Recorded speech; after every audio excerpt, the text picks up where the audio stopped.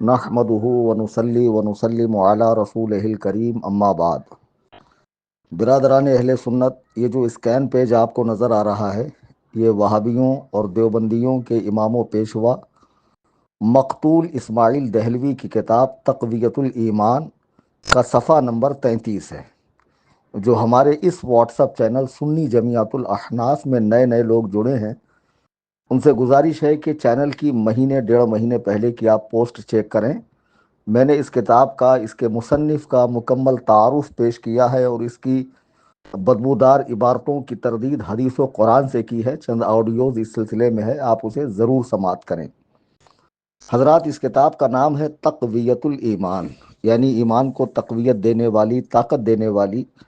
اعلیٰ حضرت امام اہل سنت نے فرمایا کہ اس میں جو قاف ہے اس کا ایک نقطہ گرایا جائے، یعنی تفویت الایمان، ایمان کو فوت کرنے والی، ایمان کو ختم کرنے والی۔ وہابی دیوبندیوں کے نزدیک اس کا رکھنا عین اسلام ہے، اور اس کتاب سے توحید میں اضافہ ہوتا ہے، بندہ پکا موحد بنتا ہے۔ لیکن خدا کی قسم، وہابیوں کی توحید ایسی ہے جیسے شیعوں کا محبت اہل بیت۔ شیعہ جس طرح محبت اہل بیت کا دعویٰ کرتے ہیں لیکن اس کی بنیاد بغض صحابہ میں ہے، ایسے ہی وہابی محبت خدا کی بات کرتے ہیں لیکن ان کی محبت خدا بغض انبیاء و اولیاء پر ہے۔ اس کتاب میں جا بجا انبیاء علیہم السلام، محبوبان بارگاہ خدا کی توہین کی گئی ہے، اور قرآن کریم کی آیتیں بھی مینشن کی گئی، حدیثیں بھی مینشن کی گئی۔ کم پڑھا لکھا آدمی جب قرآن کی بات سنتا ہے سرنڈر ہو جاتا ہے، حدیث کی بات سنتا ہے سرنڈر ہو جاتا ہے کہ یہ تو حدیث و قرآن سے بتا رہے ہیں۔ اللہ کا پاور، اللہ کی طاقت، اللہ کی قدرت، اللہ کا علم، اللہ کا تصرف، اللہ کا اختیار، اللہ کا سمع، اللہ کا بصر، اللہ کا دیکھنا، یہ سب کچھ، اور یہ سارے اللہ کے سامنے تو بالکل بے حیثیت نظر آ رہے ہیں۔ اس کتاب کو پڑھنے کے بعد ایک عجیب طرح کی کیفیت بندے کے دل میں پیدا ہوتی ہے، اور دو ٹکے کے لوگ بڑی بڑی بارگاہوں میں جرأت کرتے ہیں۔ جیسے کہ حیدرآباد میں ایک اہل حدیث لونڈے نے کہا کہ غوث پاک بھی میرے سامنے آئے تو پیشاب کر دیں۔ معاذ اللہ، کیا کوئی اس طرح کی بات اپنے ماں باپ کے حوالے سے کہہ سکتا ہے؟ نہیں کہہ سکتا ہے۔ تو جو بات اپنے ماں باپ کے لیے بے ادبی ہو، وہ اللہ کے نیک بندوں کے لیے ادب والی کیسے ہو سکتی ہے؟ دیکھیے، میں نے کتاب کا پیج بھیجا، اس میں یہ لکھتا ہے، عبارت ہے جس کو میں نے ہائی لائٹ کیا ہے یلو کلر سے، یعنی پیغمبر اسلام علیہ الصلاۃ والسلام یعنی حضور سرتاج انبیاء ہیں۔ آپ سے بڑے بڑے معجزے ظاہر ہوئے، لوگوں نے آپ سے اسرار و رموز سیکھے، بزرگوں کو آپ کی راہ چلنے سے بزرگی نصیب ہوئی۔ اللہ پاک نے آپ ہی سے فرمایا کہ لوگوں کے سامنے اپنا حال بیان فرما دیں کہ مجھے نہ تو کچھ قدرت حاصل ہے اور نہ ہی غیب داں ہوں۔ میری قدرت کا یہاں سے اندازہ لگاؤ کہ میں اپنی جان تک کے لیے نفع و نقصان کا مالک نہیں، دوسروں کو تو کیا بھلائی برائی پہنچا سکوں گا۔ جب ہم یہ بتاتے ہیں کہ بارگاہ رسالت میں یہ عبارت ٹھیک نہیں ہے تو وہاں بھی کہتے ہیں اوپر تو قرآن کا حوالہ دیا ہے نا۔ تو اوپر اس نے جو قرآن کا حوالہ دیا ہے، سورہ غلط لکھی ہے اس نے، سورۃ الاحقاف، اور آیت نمبر 5 لکھی ہے، حالانکہ یہ آیت کریمہ سورۃ الاعراف کی آیت نمبر، جو قرآن میں سورہ نمبر 7 ہے، اس کی آیت نمبر 188 ہے۔ اللہ خود نہیں فرما رہا، اللہ کہہ رہا قل، فرما دیجئے، آپ فرماؤ، تم فرماؤ، قل لا املک لنفسی نفعا ولا ضرا الا ما شاء اللہ، تم فرماؤ میں اپنے جان کے بھلے برے کا خود سے اختیار نہیں رکھتا۔ یہی تو عقیدہ ہمارا ہے کہ اگر کوئی کسی اللہ کے غیر کے علاوہ، کھجور کی جو گٹھلی ہوتی ہے اس پہ ایک باریک سی جھلی ہوتی ہے، اس کے کروڑویں حصے کے برابر بھی کسی کو مالک حقیقی یا اس کا خالق جانے، وہ بدترین مشرک ہے۔ تو قرآن میں وہی فرمایا جا رہا، تم فرماؤ کہ میں اپنے جان کے بھلے برے کا خود مختار نہیں مگر جو اللہ چاہے۔ یہ وہابیوں کا مزاج ایسا کیوں ہے؟ قرآن کو آدھا پڑھنا، حدیث کو آدھا پڑھنا، کمیاں نکالنا، نقائص ڈھونڈنا، عیوب تلاش کرنا۔ کہ اللہ نے آگے ارشاد نہیں فرمایا الا ماشاء اللہ، مگر جو رب چاہتا ہے وہ رب نے مجھے اختیار دیا ہے۔ اس کا کیا مطلب ہے الا ماشاء اللہ کا؟ کلمے میں جب آپ پڑھتے ہیں لا الہ الا اللہ، تو اس میں صرف معبودان باطل کی نفی ہے؟ کیا خدا بند قدوس و جبروت کی وحدانیت و یکتانیت کا اقرار نہیں ہے؟ نہیں کوئی معبود، یعنی دنیا نے جتنے گڑھ رکھے ہیں، اپنے ہاتھوں سے بنا رکھے ہیں، اپنے وہم و گمان سے ان کو لوگوں نے بنایا ہوا ہے، یہ سب کے سب الہ ہونے کی حیثیت نہیں رکھتے ہیں، پرستش کے لائق نہیں ہے، پوجا کے لائق نہیں ہے، الا اللہ، سوائے اللہ سبحانہ و تعالیٰ کے۔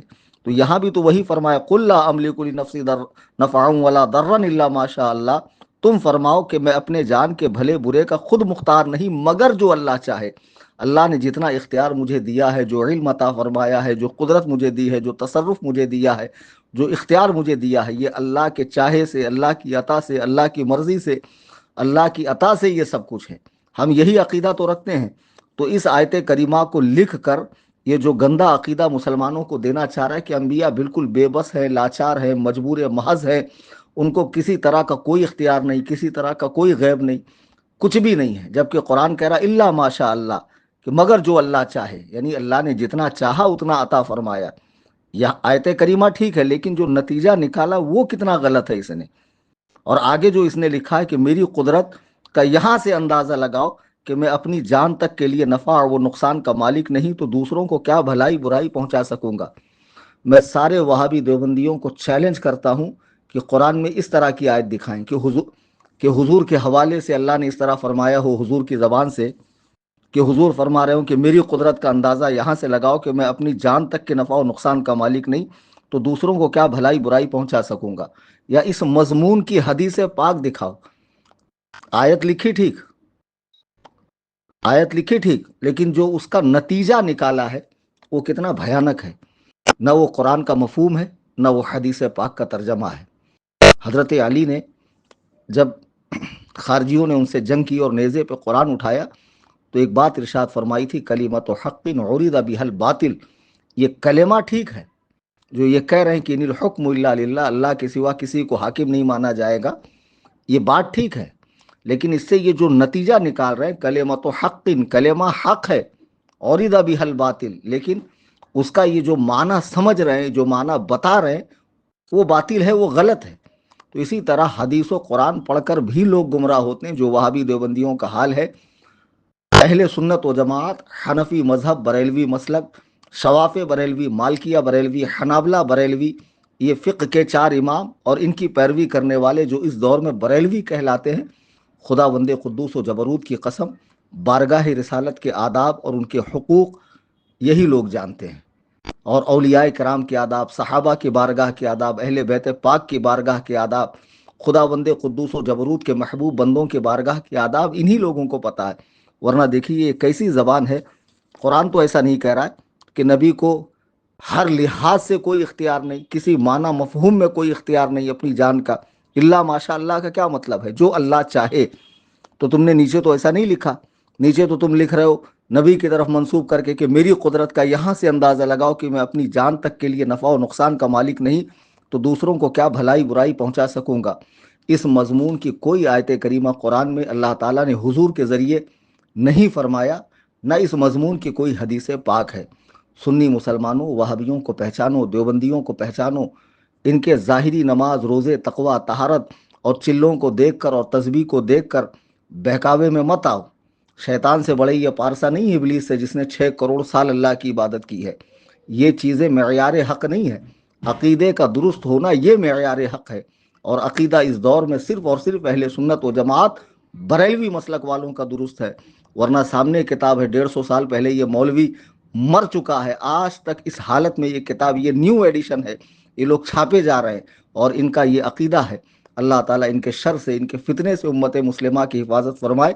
چینل سے جڑے رہیے، دوستوں کو جوڑیے، آگے بہت کچھ دھماکے خرمن وہابیت و دیوبندیت پر، تفضیلیت پر، رافضیت پر، مولائیت پر، نیچریت پر، غامدیت پر، مرزا پلمبر پر، تمام فرقہ باطلہ کا رد ہونے والا ہے حدیث و قرآن کی روشنی میں۔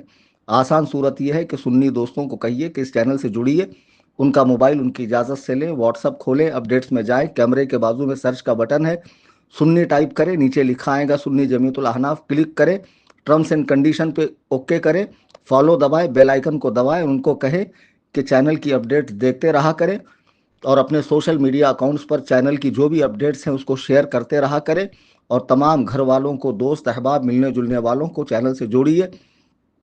اللہ تعالی ہم سب کے ایمان کی حفاظت فرمائے، ہم سب کا خاتمہ مسلک حق پہ عطا فرمائے، اور ہمیں اپنے پیارے محبوب علیہ الصلاۃ والتسلیم کی بارگاہ کا ادب کرنے والا بنائے، اور اس کے محبوب بندوں کی بارگاہ کا ادب کرنے والا بنائے۔ چینل سے زیادہ لوگوں کو جوڑیے اور چینل کی اپڈیٹ دیکھتے رہیے۔ اللہ تعالیٰ آپ سب کو خوش رکھے، شاد رکھے، آمین ثم آمین بجاہ النبی الکریم۔